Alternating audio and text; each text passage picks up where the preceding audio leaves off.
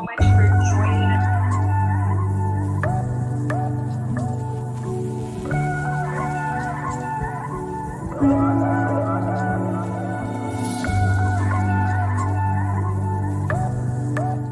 Okay, here we go. Hi everyone, thank you. Welcome to Real Talk with Artists. This is your host, Cristina Trujillo. I am so delighted. I am for the first time in the studios of Berkeley Community Media, and I have some amazing artists with me today. You may know them already by Hijas de Maiz and also Deported artists, Joanna and Javier. Welcome. Thank you so much for this honor of being able to interview you today. How are y'all both doing today? First of all, thank you for having us. We're okay. A little bit hot, but we're okay. We're doing good. We're glad that we're finally together after a month of me not being able to come over here. That's really tough. And so right now you're in Tijuana. Yes, ¿verdad? Right now you're in Tijuana, and you're both originally from the Bay Area? Yes, I was born and raised in Oakland. Yes, and I was born here in Tijuana, but I went to Oakland when I was about 5 months old, something like that. Okay, and then, excuse me, sorry, I'm just gonna turn down the computer speakers. I was just, sorry. Okay. Sorry, David, my director, if you could come in and help me turn down the computer speakers. I'm not sure if he's mentioned it, just real quick technical issues.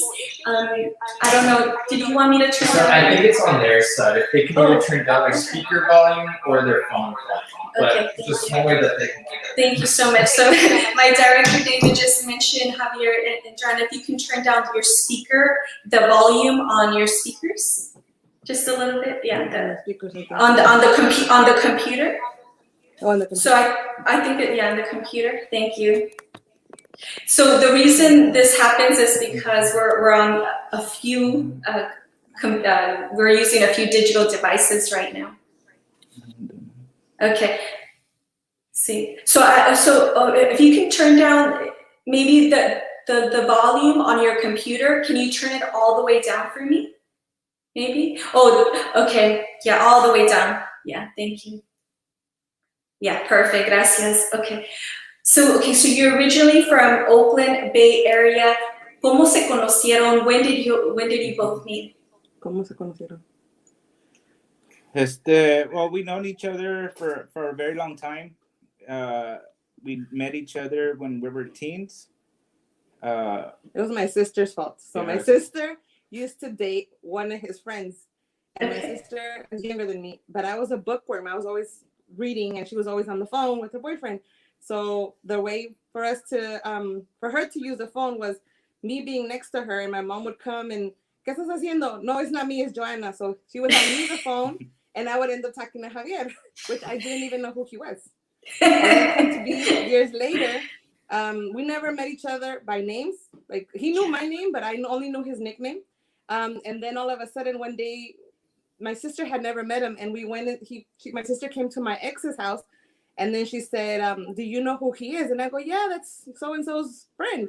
And she goes, no, that's the guy you used to talk on the phone with, that you never met him. So we knew each other without knowing each other. That is so cool. And how old were you then? 13. 13. That you guys are like meant to be though. You guys must have a soul contract. Yeah. Right? Yeah, when he used to, like I said, he used to be my ex's friend.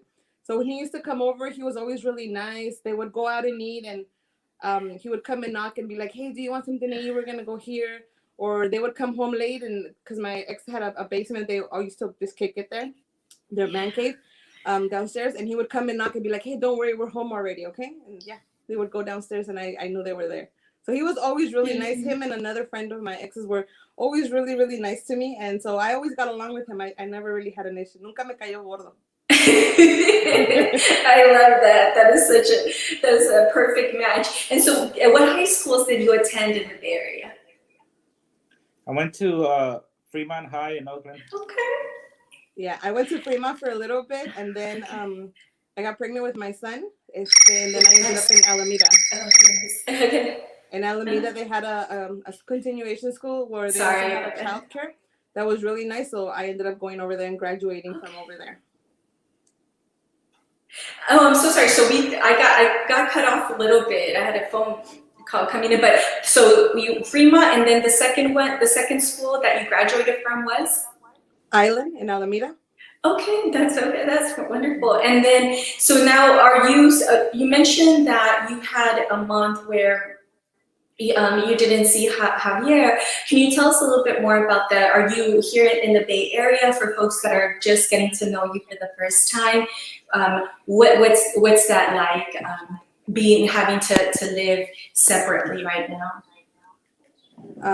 Well, I usually try when we first when he first got deported. Well, I'm from Oakland, like I said. I live in San Leandro, which is right next door, and if I cross the street, I'm literally back in Oakland. So I'm local, but we try to come every month. In the beginning, it was like every 3 months because renting a car for a couple of days to make it worth coming over here, it's about $500, and then like around $300 to $400 for gas, plus expenses for food. So I had to save up in order for me to be able to come and visit him. And usually I come in the car, but right now it's getting maintenance, and I actually had already planned to come during spring break, so it kind of worked out. It's just kind of harder to go back with all the stuff, all the merch that I take back in the plane versus in the car. In the car, it's the inconvenience of an 8 to 9 hour drive, and I literally just stop as soon as I cross back into the U.S. I go about 10 minutes, 15 minutes to this gas station that we usually go to, put gas, and then I don't stop again till after Bakersfield. Put gas there, and then just all the way home and eating in the car. My kids are used to eating in the car, and shout out to them because they're always dealing with the fact that we just eat in the car. We don't ever stop and just sit somewhere and eat. We're just on the go. Yeah, that sounds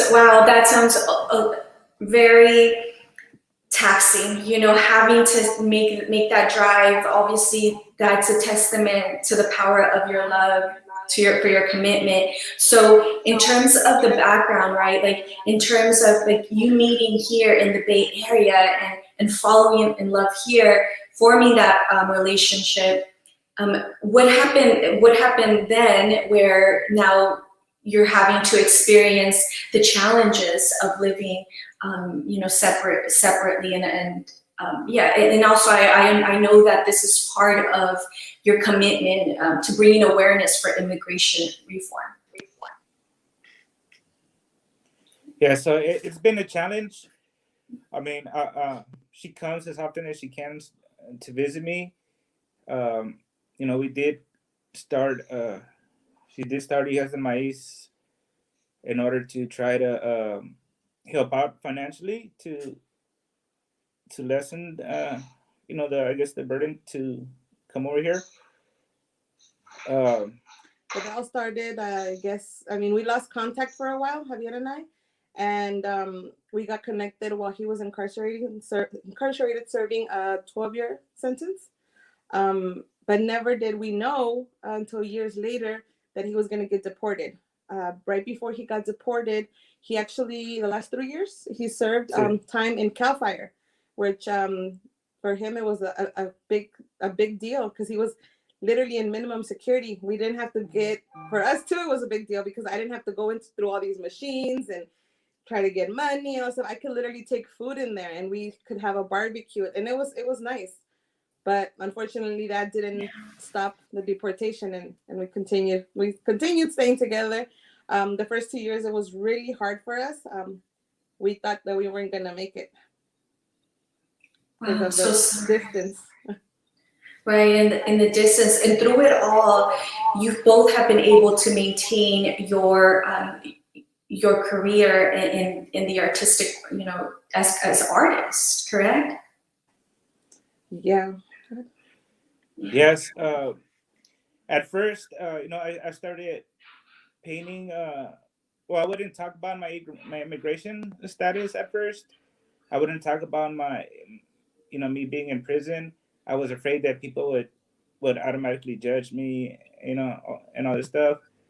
But I said, after a while, I was like, what? If I don't speak up,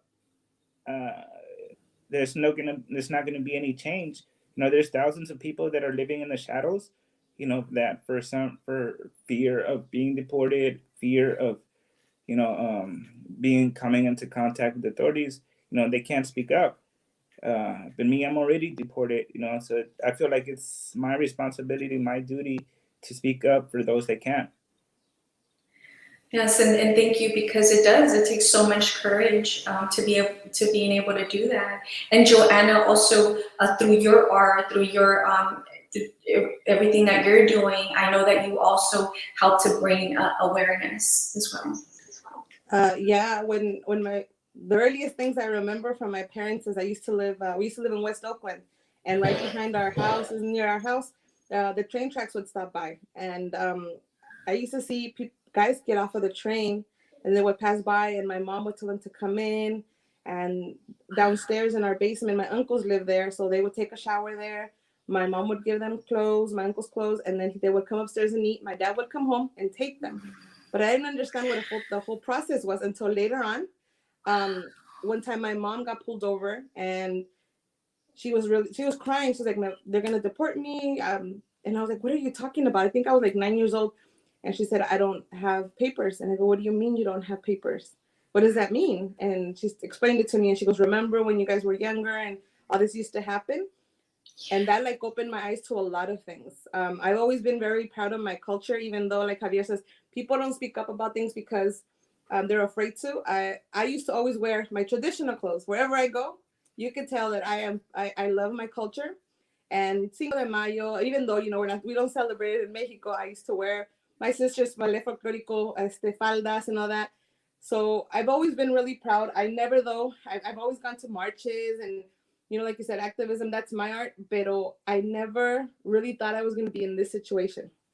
And it still is hard because we get a lot of comments, negative comments through Instagram, in person, family, not family.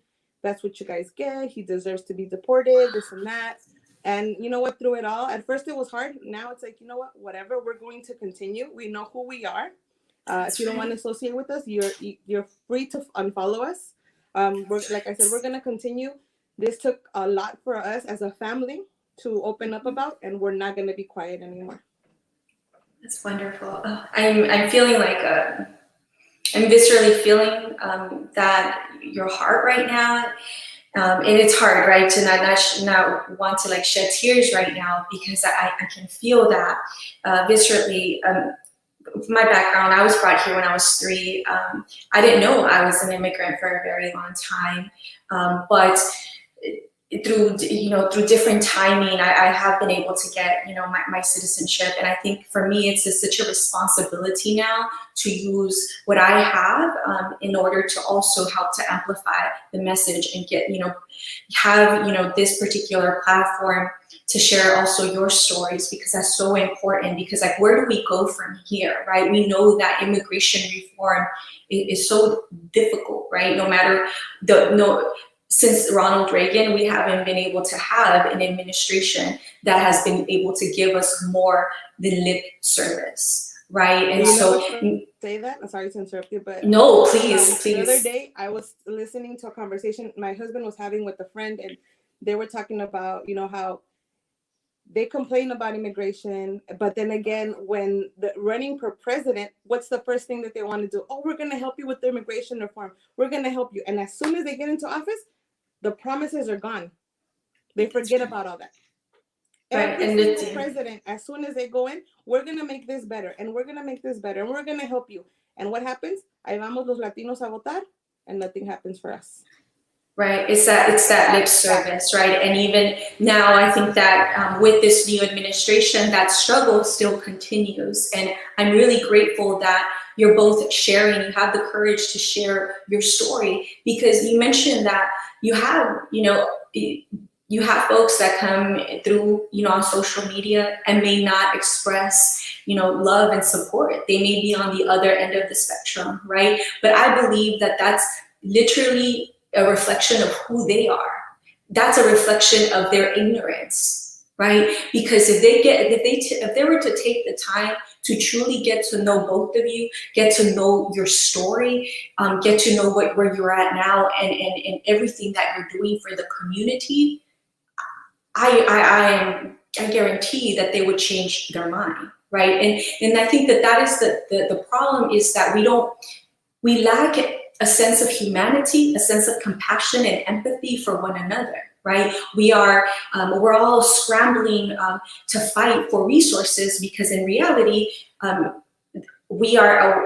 economy is not right now, right? We are constantly struggling financially, right? And so I believe that that's a lot of fear that folks have. Their ignorance and lack of understanding come from wanting to fight for resources. So I'm sorry that you have to go through that, but I'm so glad to know that you both know yourself so well, and like you're standing strong with your stake on the ground to not be swayed by any of the negativity out there. So thank you. And going back to your art, do you have any pieces maybe around you that you can share or talk about that maybe you've used your story that has, yeah, beautiful. Please share that with us. What are we looking at? That is so beautiful. Okay, so go ahead, tell them about it. Okay, so the way I found out that I was undocumented is when I was 11 years old. My mom took me to a quinceañera here in Tijuana, to my aunt's quinceañera. And on the way back, I was everybody loaded up in the car, and my mom told me, hey, but guess what? Well, I guess you have to go with your primo through the cerro, through the hills. And I was like, what do you mean? Or can I go home with you guys? He said, yeah, well, you ain't got no papers. So this painting right here is just me when I was trying to cross. When I was 11, I got separated from my group when I was trying to cross. And I got lost. And eventually, I was hiding from Border Patrol. Eventually, they found me and deported me. But this is a painting that has to do with that story. Here I am when hiding from the Border Patrol. Yeah. Oh, Javier, and you were only 15. You're just a boy. As a mother, I know my son is grown, but at 15, he's so innocent and young. And I'm sorry you had to go through that. It actually, I think yesterday, a viral video came out where a little boy was also found. He was separated from his group, and he was found by Border Patrol. And I guess now that, he's in one of the detention centers. But it breaks my heart to know that that's something that you had to go through. And now, you're separated, from your family, and you're doing your best to not just take care of your family through your art, through your deliberate efforts, but you're also taking care of the community by raising awareness and using your art, to bring unity as well. Thank you so much for sharing that piece. I want to encourage folks that are watching us through any of the social media channels to please ask questions. This is your time to also get to know Joanna and Javier at the same time. What questions do you have for them? Anything particular about their art? I know that there are various things that both of you do in terms of artistically. Joanna, I've seen the beautiful mugs that you have. You have mugs, you have so many different things, in addition to the frameworks. Oh, those hats. Yeah. Oh, let's like take a look at your Instagrams right here. See what we have. I love that cowboy hat. How much is a cowboy hat like that go for, Joanna? Those go for $45. I work with 4 artesanas in Tonalá, Guadalajara. And they ship everything to me here to Javier's house, and then I am able to transport it back. And then we have mugs, we have where's this one? We have wall hangings, like corazones. I love those wall hangings. Todo me encanta. Yeah, we also have the abuelita mandiles, because now everybody wants to wear abuelita mandiles. They're so cute. And then we also just found, I always say, I taught my kids that, the girls and boys are even. So así como está el borracho, now we have the borracha. Yes, I love one of those. It's funny because I love shopping, but I never shop for Yeah. myself. We go shopping. I buy things that I know people are gonna want out there, you know, and bring more cultura to the kids because the kids are liking it now. They're loving all the stuff. So it makes me. I love it. I love seeing them asking questions. I work in the middle school, and I have a club, and the club was Latinos Unidos. But other kids would want to join, but they were like, you know, I'm African American or I'm Polynesian, and this isn't, it's not for me. And I was like, okay, but how about we change the name of the club? It's now called Razas Unidas, and we talk about any current event that's happening, whether it was, especially when Trump got elected. I did support the kids on a walkout, which of course I got in trouble, but you know, I wanted them to speak their mind and let people know how they felt too. Just because they're kids doesn't mean that they don't have a voice. This is our future. So I've always supported the kids there. We've had Dia de los Muertos event, and a group that we met did Danza Azteca for 3 hours. So it was really nice. And then a lot of my family, vendor family came and supported and sold items and sold food. So we had like a little kermés. So it's really nice because in San Leandro, there's not a lot of stuff. In Oakland, we have the big Dia de los Muertos, but in San Leandro, there's not. So we're trying to bring more cultura awareness out there. And I just see a comment on Instagram. It says, I miss that club. Oh, that sounds like it. Oh, yeah. Yes, he's actually in Stockton now, that kid. And we would have a lot of fun. We did community service with the club too. They would take care of the event. They picked up trash. They made sure vendors had things. They would guide them to the bathroom. So it was for them. We went to when Cesar Chavez, the movie came out. It was so emotional, like everything that happened. That when we told the theater people that we were going to take the kids from school, they charged us half price. Then when we got on the bus and we told the bus driver where we were going to the theaters, he only charged us $2 because he said he met Cesar Chavez and he was all for the causa and all this stuff. So it was like, oh my God, it was one thing after another. And the kids were so happy. We filled up the theater. It was 2 buses that we filled up. Parents came and supported us. And then the kids were so emotional when we got out of the theater that they were chanting, "Si se puede, viva la causa." It was just really nice. Yeah. Oh, that sounds so beautiful. Here's another comment. Love you guys. What would we do? Do you have to share for families? Okay. Oh, yeah. Thank you. I'm like trying to. What words do you have to share for families who are experiencing similar hardships? Wonderful. Great question. Thank you. We actually we connected with a couple of families that have gone through that, and the biggest thing I could say to them is communication. No se desesperen. Don't give up on each other. Understand one another, because it's hard as much as it is on the deported person's part, as much as it is on the other side. I feel like I have 20 jobs instead of just my one job or my 2 jobs, which is working at the school and Hijas del Maiz. I have to connect with Javier and make sure he makes the payments and make sure he does this and that. So I think just communication and not giving up and having patience. Comunicación y paciencia is the biggest thing. It's really hard for us. And I can say, you know, in my position as a woman, it's hard because we were taught to rely on a man. And unfortunately, my dad passed away when I was 18. So my mom was left with 4 girls. So we were just taught to continue going. And not having Javier is hard, but at the same time, I'm kind of used to being alone.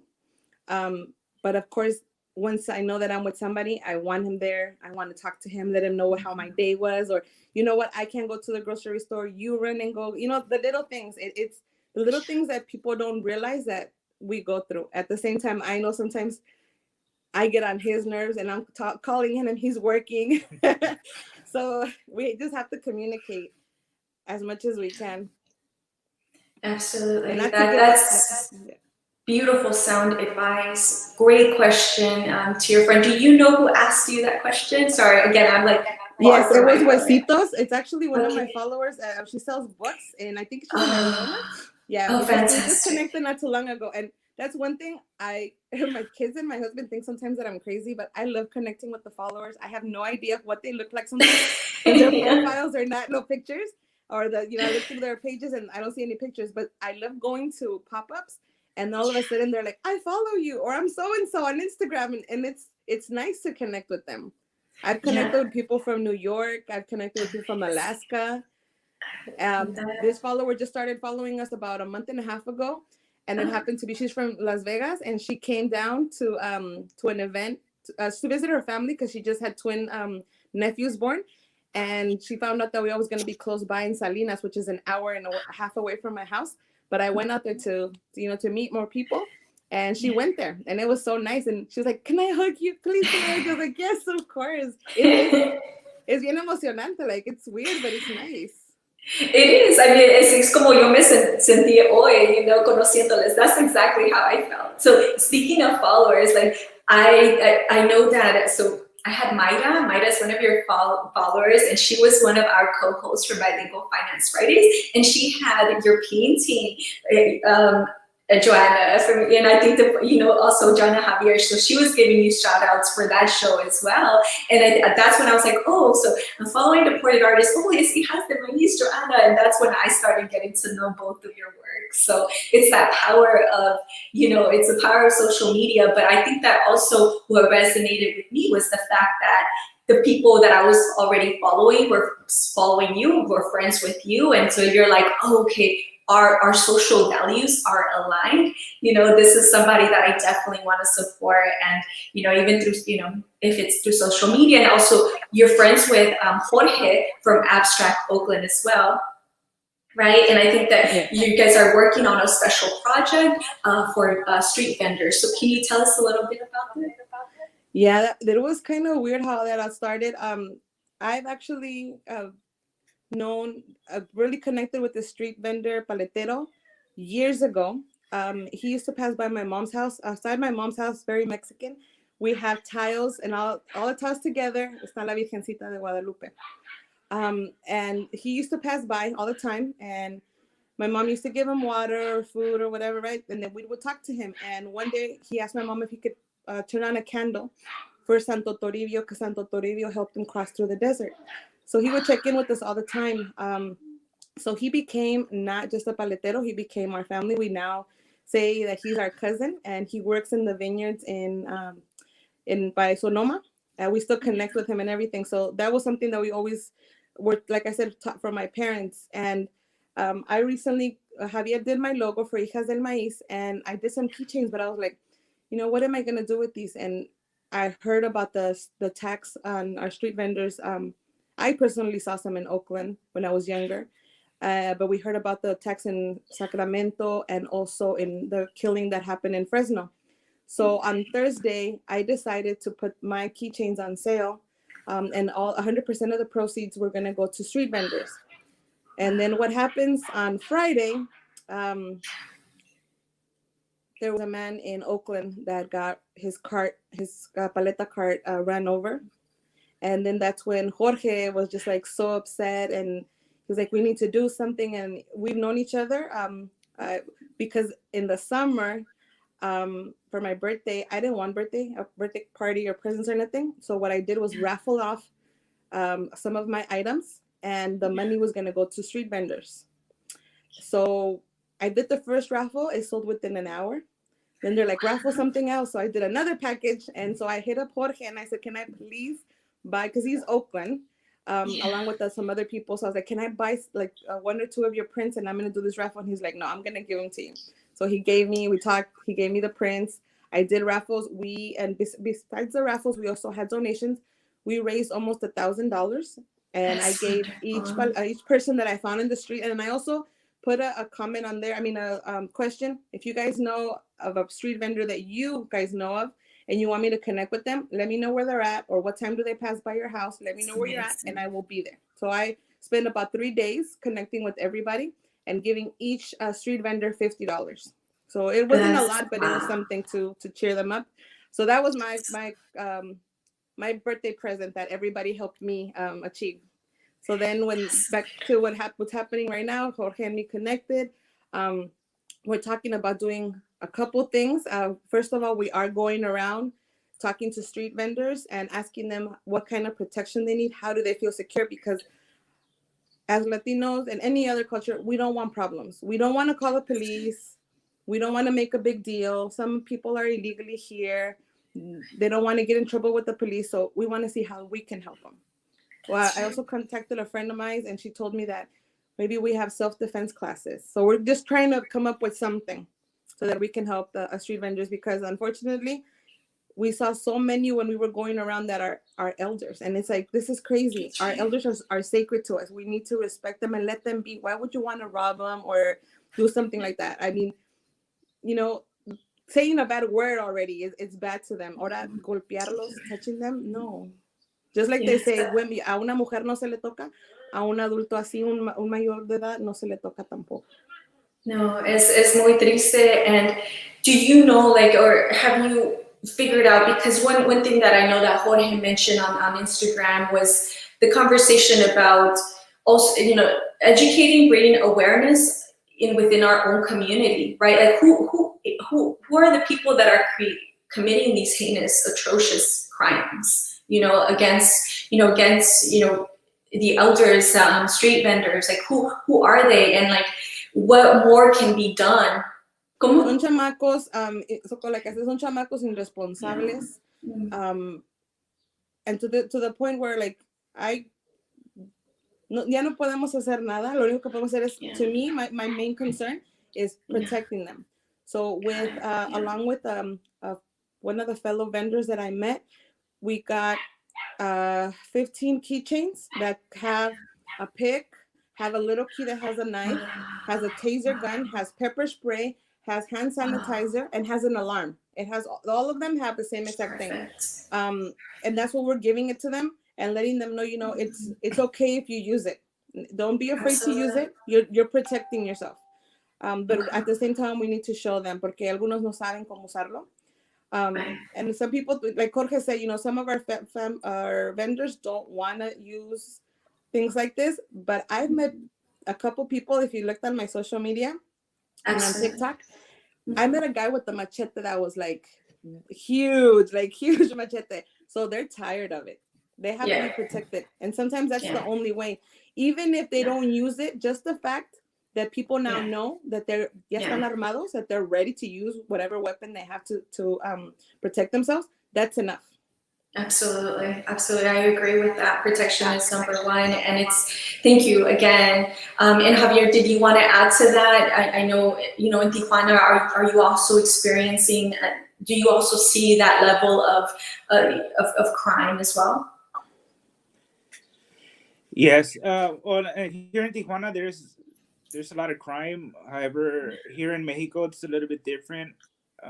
You really don't see attacks like that against elderly people out here in Tijuana. I think it's more over there, but from out here, you know, I just try to raise awareness and do what I can from out here, you know, to address the issue that are affecting us back home, you know. Absolutely. Thank you for that. We have another special comment on Instagram. Sí, Joanna, la persona con el corazón más grande que conozco. I'll translate. That's so beautiful. And I'm sure everybody can tell if you're watching this right now. Truly, both Javier and Joanna, this comment here comes from, do you know the person, Joanna? Yes. So she's one of my vendor family, what I consider my vendor family. She started selling moñitos, and one day she messaged me because we were going to do another pop-up. She did it at my school, and she was like, you know what, I want to start selling tacos, but I'm not sure, I'm afraid. I'm like, go for it. You don't need a license when you're over here with us. You could just go ahead and sell them. Are you sure? This and that. She sold out within 2 hours. Yes, that's awesome. Yeah, that's really so great.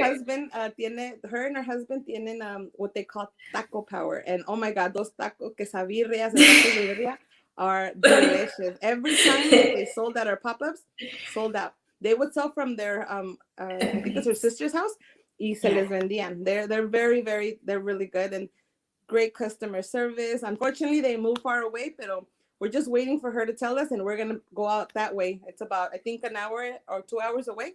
And that's one thing I don't mind going to meet other people out there and bringing stuff, because I need to bring culture anywhere I can, and a little bit that I have, I'm gonna try to go wherever I can. They already asked us to go to Oregon, so we might be going to Oregon pretty soon, to Texas and to Chicago.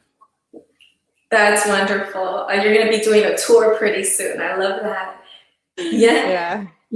And can y'all tell us about, I know on your IG stories, I think what you're promoting right now, something that's going to be coming up pretty soon, ¿verdad? Like some vendors or something. Is it also a pop-up or is it a festival? Yes. Can you let us know a little bit about that? Yes, we usually have pop-ups every weekend. Okay. This Sunday, there's going to be a big pop-up in San Lorenzo. It's El Rinconcito de Hayward's first year anniversary. So they're going all out, and it's going to be over 50 vendors, and they're going to have banda. So that's I was like, yes. to work and party at the same time. And then the weekend after that, we're going to be in Hayward on Maddox. It's a Carpenters Union. I love doing the pop-ups right there. The girls that do it. It's funny, like, no es por ser sangrón or anything, but I usually don't look for pop-ups. Pop-ups look for me. They tell me, hey, do you want to come do a pop-up? And I'm like, So it's nice. I love that. I did double book one time, and I was like, oh my God, what do I do? So what did I do? I sent my daughter and my son to Oakland, and I went to San Francisco with my sister and my brother-in-law. Yes. So we were able to pull it off. Pero That's amazing. San Francisco, Chino Hills over here by LA, Salinas, we just recently went, Stockton, Sacramento. Wow. So we've been really far. All over. Yeah, I think I saw one of your pop-ups, I think a couple of weekends ago or a week ago in SoCal. I think you were, I don't know, you were in Los Angeles, I think? No, that was a couple of months ago. Okay. I also met this awesome vendor. Her name is Emma Hand Soaps. And we just connected talking. And almost a year later, she's like, hey, I'm going to start doing pop-ups out here. Do you want to do them? I said, well, how can I? Because I don't want to bring my merchandise to Tijuana and then cross it again. And then I get stuff from, Border Patrol. She was like, well, why don't you leave it here at my house? And then you just cross over and then bring it and ya te la traes to the pop-up. And that's exactly what we did. And I met other vendors there. And I had never met her. It was all through social media. Yes, the power of social media. Which is Instagram your preferred platform? Which is your preferred platform? Yes, Instagram is. I do answer on Facebook. I have that one. We're working really, really hard to get the hijasdelmaiz.com up so that we can show the stuff. But it's like, everybody's like, how come you don't have a website? It's hard having my store, Javier's paintings, and work. It's hard to even keep up with everything. And then that's right. It has a project right now, the Leave No One Behind mural project. So we stay busy. I love it. Yeah, I mean, I can tell. So I think we're looking at Javier's Instagram right now. Mm-hmm. Javier, can you let us know a little bit? What are we looking at? Tell us about your art, and please share with us about your project that Joanna just mentioned. Yeah, so on my page, I have a lot of artwork. I have original paintings. I have a lot of digital artwork that I sell as prints. I've also done logos for people. Right now, I'm working on the Leave No One Behind mural project, which is supporting the New Way Forward Act. That is an immigration reform bill that's trying to be passed. It has to deal with deported veterans, also deported dreamers, deported permanent residents, and just for overall family reunification. So it's a bill that they're trying to present to the Biden administration right now, and I'm creating all these murals to bring attention to the cause. That's wonderful. Okay, so and who's sponsoring that bill? There's I'm not sure who's sponsoring it. I know there's a couple of Congress people that are supporting the bill. And they are planning to present it to the Biden administration, I believe, like within a month, something like that. That's fantastic. So that is something, you know, we should all be aware of, correct? And is that something that you also will be sharing on your IG? Because making sure that policies, right, are enacted or passed, supported, it does take community organizing, right? It takes us to basically get active, to make phone calls, right, to our representatives, to put pressure on our elected leaders to support legislation. So can maybe we count on going to your Instagram and knowing when, you know, we need to take action on that bill? Yes, I will be posting it on my Instagram here pretty soon. Right now they're unveiling some of the murals in different parts of the United States, but the main one is going to be in Washington, D.C. It's going to coincide with Biden's 100 days in office that they're going to present it to him. That's wonderful. But yeah, Really I will be posting it on my Instagram. Good. So I want to share, yeah, please, everyone watching us right now, please give your attention to that, because I'm sure that there will be some call to actions for all of us to, you know, do something about this, right? Put some pressure under where it needs to be. Thank you so much. So you mentioned, Joanna, that, you know, you don't have a website up right now. So how do people, both Javier and Joanna, how do people access, you know, shop and place orders for something that they may see, that they like? I post a lot of the merchandise that I have when I'm at the pop-ups. People tell me to save their items, that they're going to come by or to meet up with them or ship them. So it's always good to check into my Instagram, and shout out to my niece. She's the one handling my TikTok stories, because I do not know. Yeah, this is too many things. Twitter, Instagram, Snapchat, all that stuff. And I'm like, I cannot keep up with everything. So my niece, Elena, is the one that's helping out right now. She hopefully soon will start her own little business too, since she's already like, I might as well, since I already go to the pop-ups. She takes my pictures, she posts them up. But like I said, hopefully soon we will be launching the website, so that way it'll be a little bit easier to access the prints.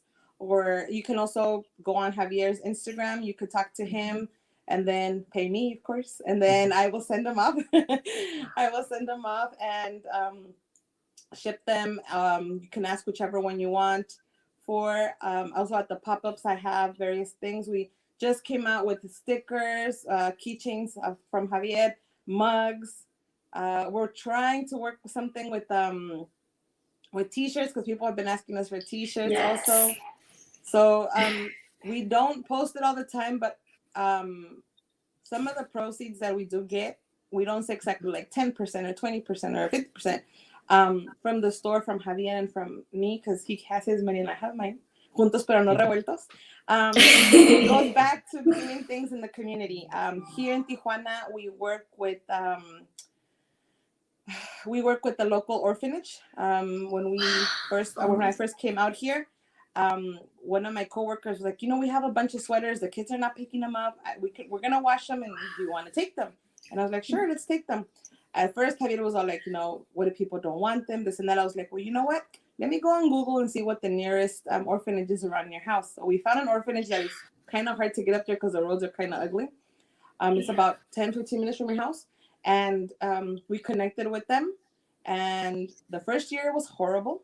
For Christmas, we went. They were supposed to have a posada. The people flaked on them. So what they got for Christmas was a piece of toast with a piece of meat, put half a boiled potato on the side, a piece of lettuce, and a piece of tomato. And that was their Christmas dinner. We did not want to eat anymore. It was hard for us to eat, not because it wasn't that nasty or anything like that, but it was just like, wow, you know, we're over here with the table full of tamales and pozole and all this stuff, and this is all they have. So when we left, Javier said, you know what? Never again. This is not going to happen. So he actually was the first one to post out there that we were going to help out the orphanage. And we did a raffle, and then we got donations, and his aunt helped us out and bought gifts for them. And it's funny because for Thanksgiving, we went and we took them pizzas, and they're like, ugh, pizzas again. And we were like, what do you guys want then? And so they asked us for pollo, arroz, and frijoles. And that's what they got. And then every year we ask them what they want. During the year we go and visit them, it's not only for Christmas. And right now through the pandemic, the director reached out to me twice and asked if we can help them with food. And yep, we did a raffle. We got together with them. But not only the orphanage, but also when the las caravanas came from Honduras and from South America. We also connected with a couple shelters around here and brought like tons of stuff, hygiene stuff, food, and we went and took it around. We also connected with Hugo Castro and Gaba that know the people around here, Playas de Tijuana. So we've connected with a lot of people out here, and then sometimes we see people on the streets, and for Christmas, we also did, se les usa acá los bolos, that they have candy bags and stuff. So we went around and just gave it to random kids. Another follower gave me a bunch of new toys and boxes and everything. We went around and gave it to the kids. For Dia de los Niños, my good friend ML Handmade Soaps, she is going to do a pop-up, and she collected some money from each vendor, a vendor fee, and that money she gave it to me, so we're going to do something for the orphanage. Even though I won't be here, Javier's going to take care of that one. Yeah. That's so incredible. Yeah, what I'm hearing is that essentially supporting both of you, supporting Hijas and Maiz, supporting Deported artists, is supporting an ecosystem. And I love also, and I'm connecting this back, Joanna, to what you mentioned, that you created a program for the middle school where you work at, where it's Raíces, I think, Unidas? Gracias Unidas, gracias. So Razas Unidas, right, where you're essentially, building this bridge, right? And I'm seeing that with all of your efforts. It's not just immigration, reform, bringing awareness to socioeconomic justice and racial justice, right? And supporting the street vendors. And now you're also helping children, without parents, these orphan children that need so much support, so much love, so many resources, right, to make up for the fact that they don't have parents, right? It's incredible. So I want to encourage everyone watching us today, if this is your first time getting to know Javier and Joanna, please follow them on their social media accounts, purchase their art, support them by sharing, liking, commenting, saving, doing all on social media. That also increases their traffic, increases their visibility, right? Because we want artists like Joanna and Javier to go viral. Right? We want them to be, to have millions of supporters, millions of viewers, because supporting them means supporting an ecosystem. It means supporting where, everything that is aligned with our heart values, right? And so I really want to encourage everyone. And I am so amazed right now at both of you. I'm sincerely honored that you both gave me this opportunity to interview you.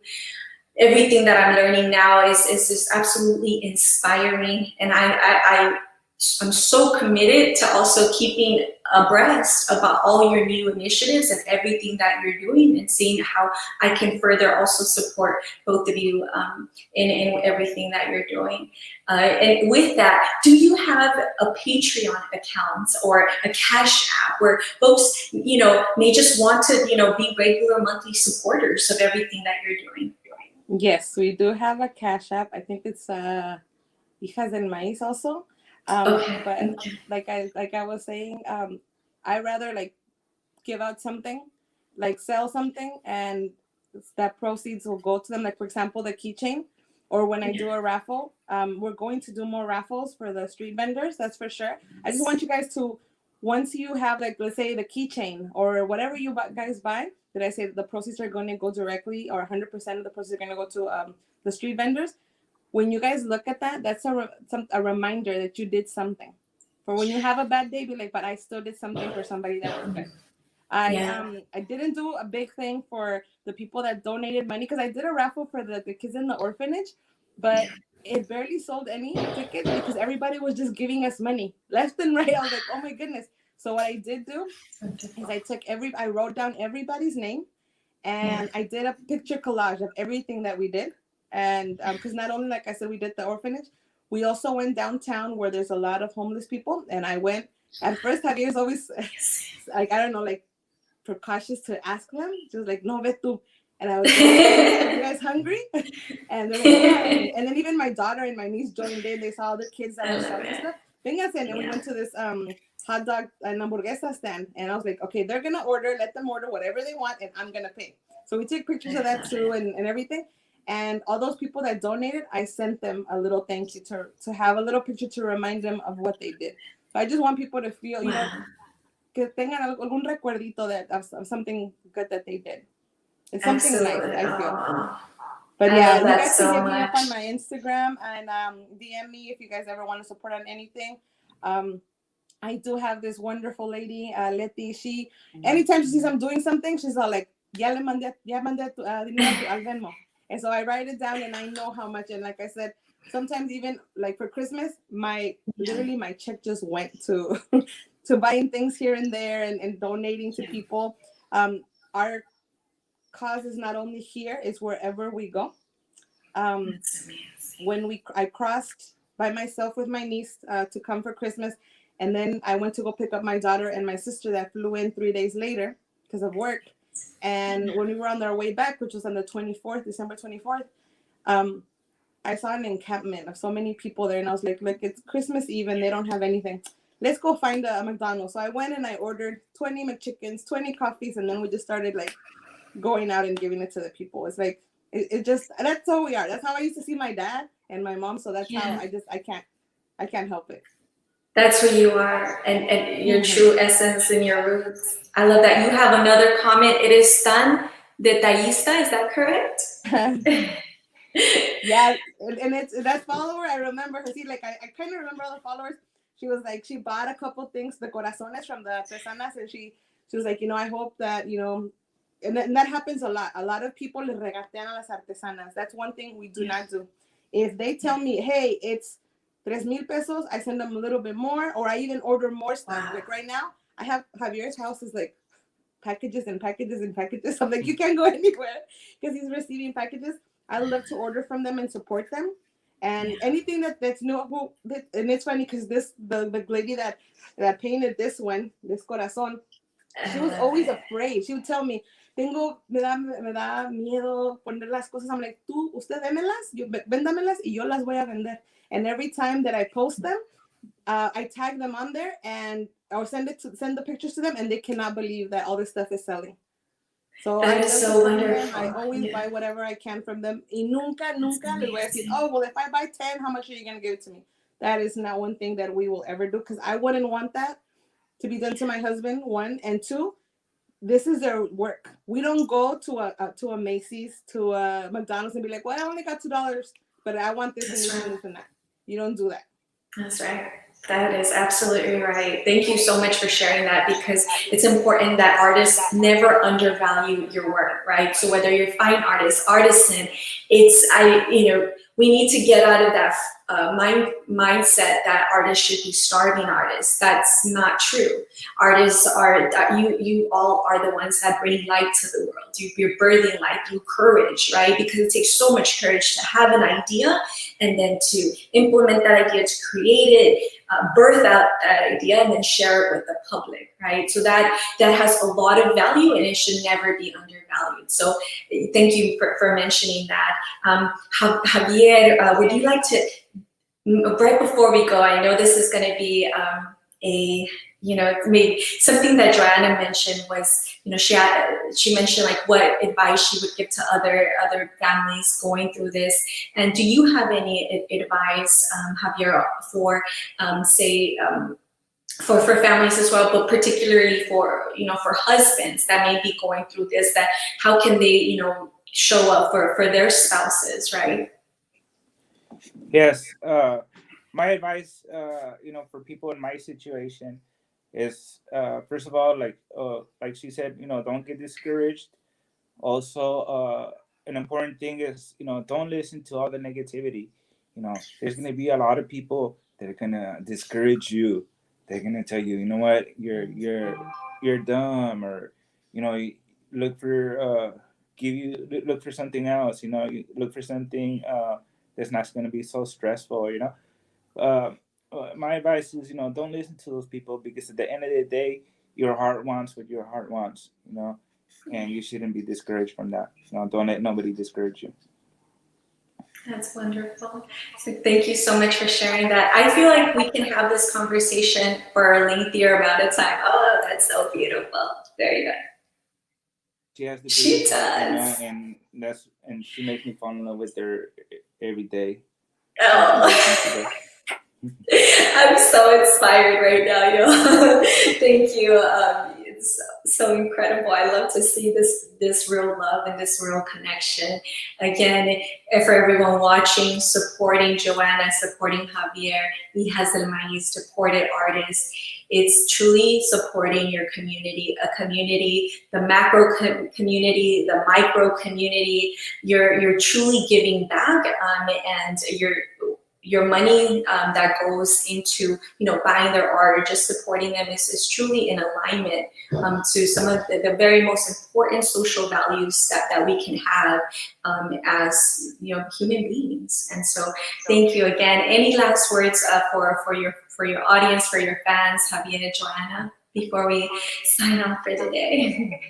I just want to thank everybody for always supporting us. For always being there for when I think that my raffles aren't going to kick off. Not only mine, but also my daughter's. My daughter is in college. Hopefully she graduates. We're so excited. She's graduating this year. She's the first one in the house to graduate from college. She's not Javier's biological daughter, but to her, this is her dad. He has always been there for her since she was 5 years old. So thank you guys for always supporting her too, because tuition is expensive, not because I'm a single parent. Is it cheaper? It's expensive. So she does her own raffles and she's coming out with her stuff. And she's very excited that her senior paper is going to be on her family. It's something that I'm really happy that she's proud of us and everything that we all do together as a family. So thank you so much to all the followers. And none of this, when people tell me you do so much, none of this can be done by myself. I'm the one with the idea, and you guys help me execute it. So thank you so much for all the support and help. Yes, and I want to say, thank you for everybody who supported us. Thank you for everybody, not only financially, but just words of support, words of encouragement. That also means a lot. I don't know what I would do if my paintings didn't sell. I would have probably gave up a long time ago, but I'm lucky to have followers who love and support everything that I do, and makes it possible for me to do so much for others. I love it. That's so wonderful. Again, thank you again. It's been such an honor to have you both. I do also have I just also want to thank folks. This is provided by my small media tech agency called Free Media. This year is a labor of love. We're not currently making any money, but what the intention of Real Talk with Artists is to provide a platform for amazing artists like yourselves, right? So you can be here and talk about your art, and also talk about, what's driving you. And that's exactly what you both did today. And it just brings me so much joy to continue having this particular show, which of course, with every initiative takes a lot of time. I want to thank my friend, Joanna, she has a new line. She sent me this, so she's it's called Vida Sana, and I want to thank her because we're now taking sponsors for the show. Whoever wants to, donate here and there to help continue on with the show. And if you have a product such as Joanna's product from Vida Sana, she's also for the community. She's a yoga teacher, a life wellness coach para la comunidad, also Latina. And so it just brings me a great joy. Similarly, I'm here in the studios of Berkeley Community Media. I have also the honor of being the treasurer on their board of directors, and through our director today, David, I'm here in this amazing studio, and he's over there taking care of all the audio and all the tech stuff. So thank you, David. Thank you, Berkeley Community Media, Brian, for allowing us to use this space. And I want to encourage folks to also tap into them and their incredible resources. This is all nonprofit work, and it just brings me so much delight to be able to bring us all together. So I hope to continue this relationship, and I'm here for both of you, Joanna and Javier. Whenever you need me, whenever you need me to amplify your message, aquí estamos.